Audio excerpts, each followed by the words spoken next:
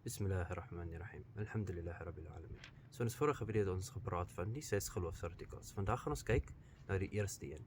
Om te glo dat God bestaan, om te glo dat God een is. Dit is die absolute fondasie, die hart van Islam. Tawhid, die wete dat God een is. Een sonder vernoot, sonder gelykenis, sonder verdeling. Niks soos hy nie, maar steeds is hy nader aan ons as ons eie asem. God sê self in die Koran, وَنَحْنُ أَقْرَبُ إِلَيْهِ مِنْ حَبْلِ الْوَرِيدِ. En ons is nader aan hom, die seuns van Adam, mensdom, as sy eie halsslagaar. Ons aanbid die God van Abraham, Moses en Jesus, mag God se vrede oor hulle almal wees. In Arabies sê ons Allah, wat God beteken, die een wat alleen waardig is om aanbid te word.